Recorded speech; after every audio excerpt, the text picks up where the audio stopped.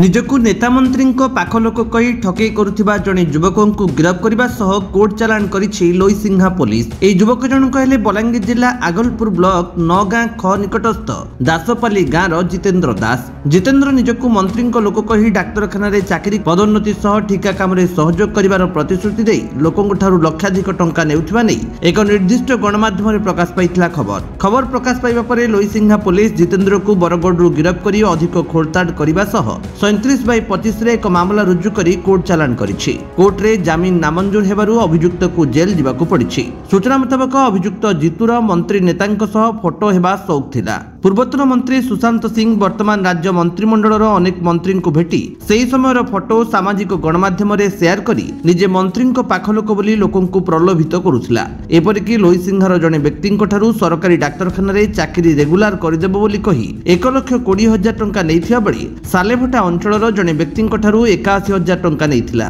नयगढ़ अंचलर जणे nursing officer को capital hospital को बदली करिदेबो कही दुईटी पर्याय रे फोन पे रे 50,000 टंका नेइथिला। नयगढ़ नर्सिंग कर्मचारी बदली मामला रे सरकारी लोगो लागिथिबा स्वास्थ्य मंत्री नारे थिबा लेटर पैड व्यवहार होईछि। तेबे ताहा असली ना नकली ए पर्यंत जणा पड़ी नाही। देखो आमर गत 3 तारीख पूर्व आम गोटे पेपर जिते क्लिप्स देखिलु जे आमर honourable health minister Shri Mukesh Mahaling तांको नारे विभिन्न माने लोक माने ठकिकी पैसा विभिन्न लोक ठारू मागुचंती।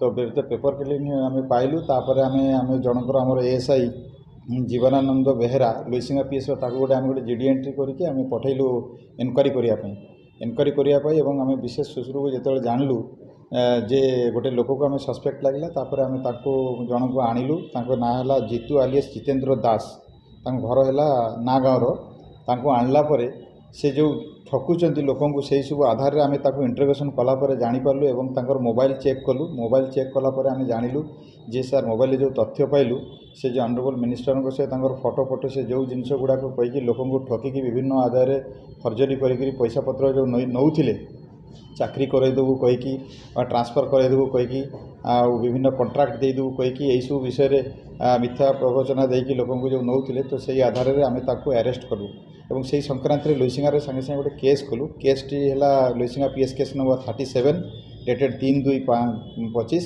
अंडर सेक्शन 319+2 318+4 308+2 बीएनएस रे गोटे केस कलु। केस कलापर से आधार जो आम तथ्य प्रमाण सहित संपूर्ण एविडेंस पाइलु। एविडेंस पाइले आम गत 8 तारीख दिन गत 4 तारीख दिन आम फरवर्ड करदेलु। बलांगीर अंजु posting report Biswa Bijayee news Odisha.